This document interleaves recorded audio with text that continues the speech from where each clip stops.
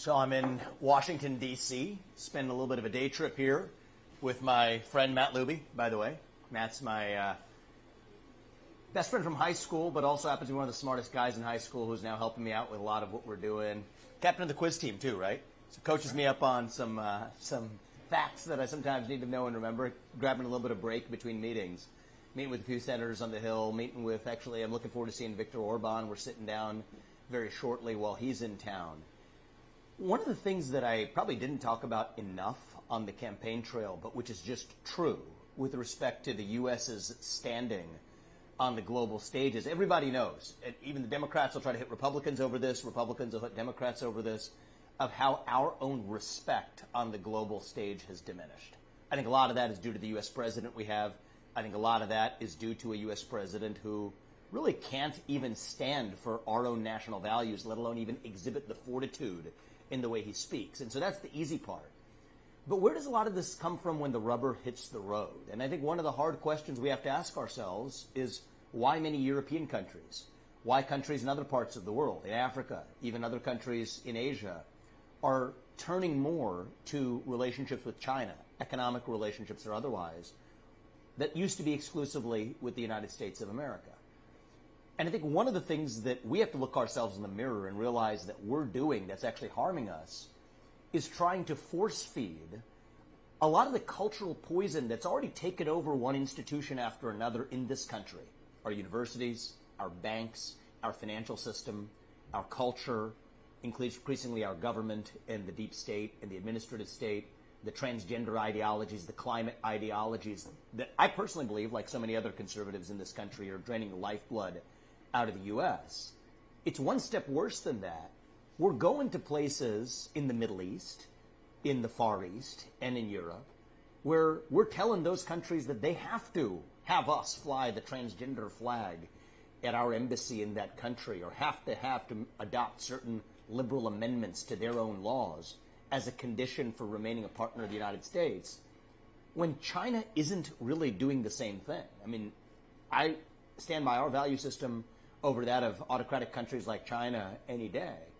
But part of our problem is that we're taking a lot of the new tyranny of the minority that's already choking our own country right here at home, that I think we need to do a better job of standing up against here, and instead we're doing the opposite. Not only are we exporting that, we're effectively requiring other countries to have to play along. That's Hillary Clinton-style diplomacy, Joe Biden regime diplomacy, the Victoria Nulands of the world, telling these other countries they have to behave in a certain way that actually comports with ideals that most Americans don't even share, but is that which the managerial class has adopted in America today.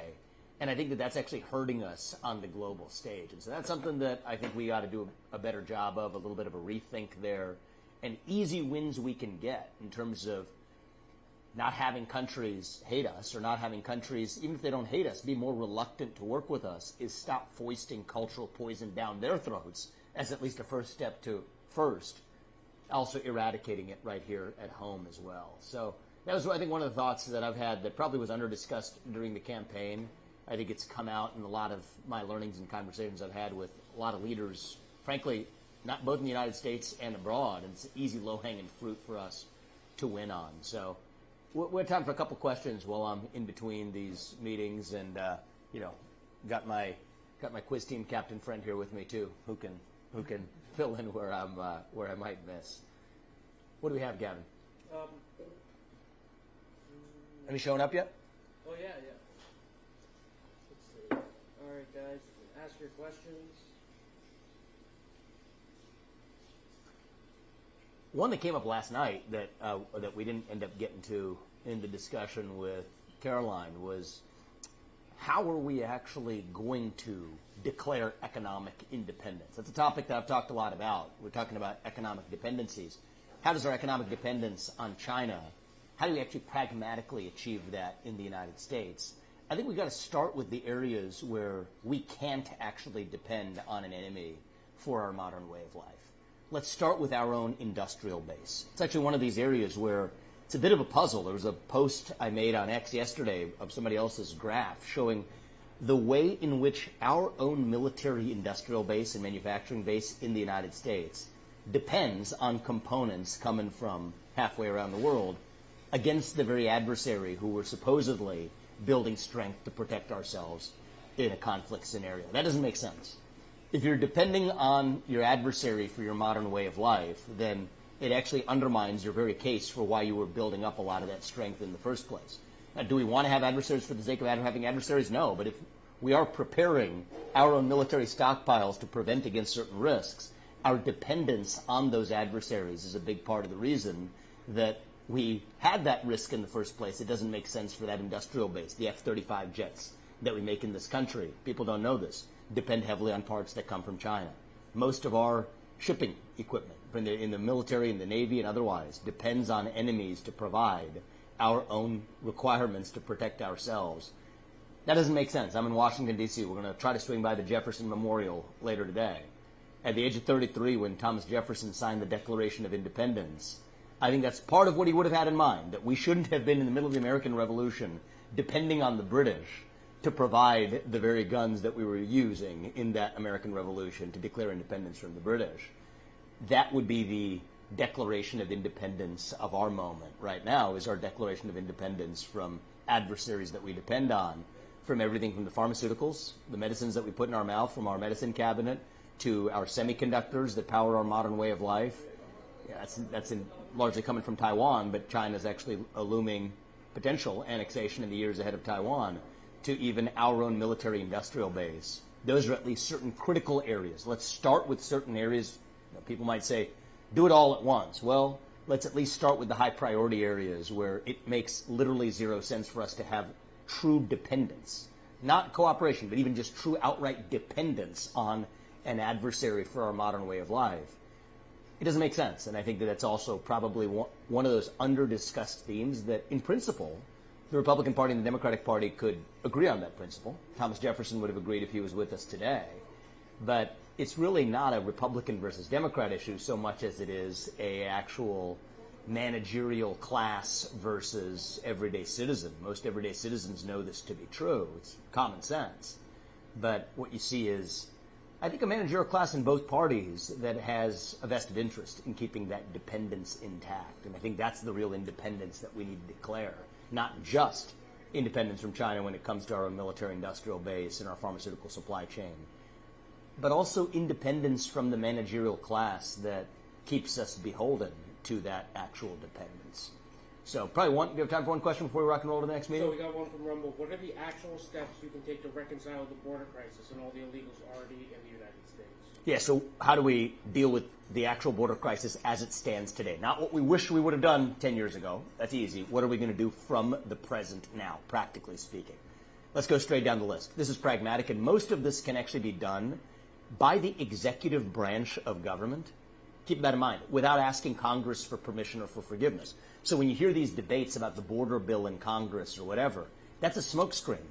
It's not that we need new laws. What we need is actually an executive branch, a president, a head of the Department of Homeland Security, who actually enforces the laws that are already on the books. So what does that entail? End funding for Central America. No more aid going to Central American countries until each of those countries have barricaded their own borders, including closing the Darien Gap, that part of the Central American jungle that you now see a massive northward flow of migrants through. We shouldn't be paying for that, and we are today. End that. End the federal funding for sanctuary cities here in the United States of America. That's one of those incentives we create for people to be here illegally. End birthright citizenship for the kids of illegals. It actually doesn't apply to them under the current 14th Amendment. If you read the opening words of the 14th Amendment, it says, all persons born or naturalized in the United States and subject to the jurisdiction thereof, those are the key words that everyone ignores, are citizens. Well, if you're not subject to the jurisdiction, which means you should be extradited to your home country in the case of certain criminal activity, then you don't enjoy birthright citizenship in this country either. By executive action, that can be ended. Of course, complete the building of the border wall. Take a country like Hungary. I mean, they actually successfully built a border wall. They had thousands upon thousands, over a 99% reduction of illegal migrants crossing after they put up their own fence in their country. I'm seeing Viktor Orban later today. I think it's one of the many lessons we can learn from other countries that have done this the right way. But I think we've gotten beyond the point where the wall alone can do the job as a physical barricade. We also need aquatic barriers in the Rio Grande. I've seen them. They're cheap, they're mobile, they work. The reason the federal government's not using them isn't because they don't work, it's because they do work, actually. And then I would go the step further of militarizing the southern border. I think it is appropriate, legally appropriate, to use our own military in an outward-facing manner to secure our own southern border.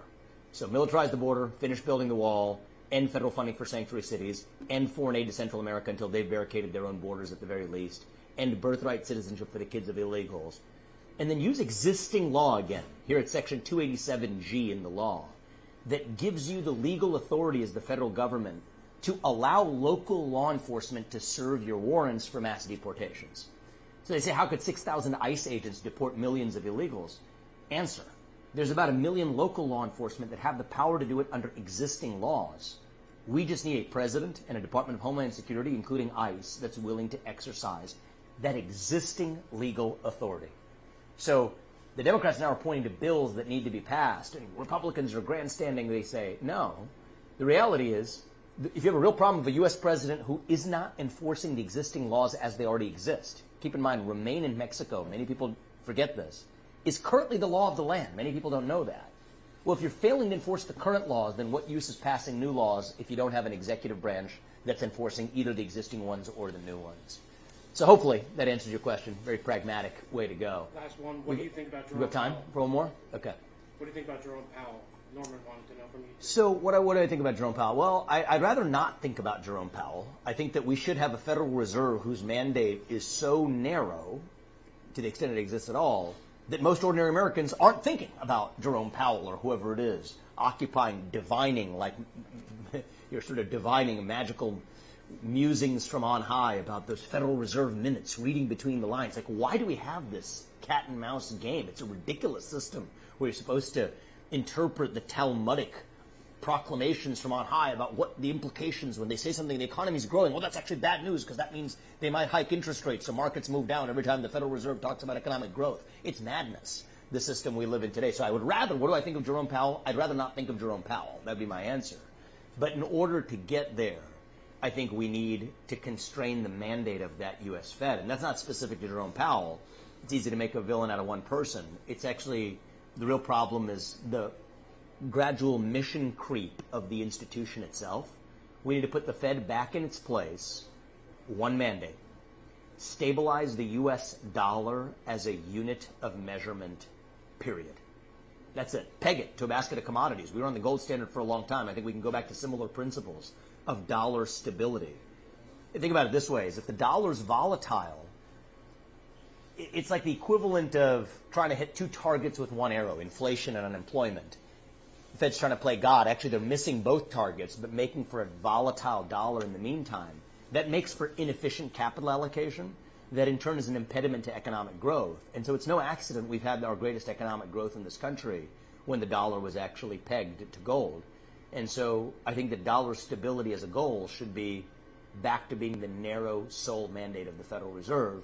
And that way, by the time the next person who takes over, the next appointment I think is up in January 2026, whether it's Jay Powell or anybody else, you don't have to think about who the chairman of the Federal Reserve is because it doesn't matter. It's a mechanical function. You also don't need 23,000 employees there to do it.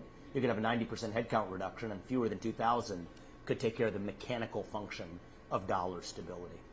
So I'm off to my next meeting. We got a bunch of meetings. We'll see if we can't go live in between a couple of these other meetings later in the day as well. Learning a lot today. Sitting down with a few of the senators who I respect over the course of the afternoon, and I'll be doing a little bit of stuff in the evening before I head back to Ohio. But we'll just see if we have some fun with this. Keep the feedback coming too. I'm new to this, so we're trying to. I enjoy and miss a lot of the interactions and great questions like the ones I got now and that I used to get at the campaign events. That gets me going, gets me excited, and so we're trying it this way, but give us feedback on anything I could be doing better, and we'll keep having fun with this. So see you guys soon.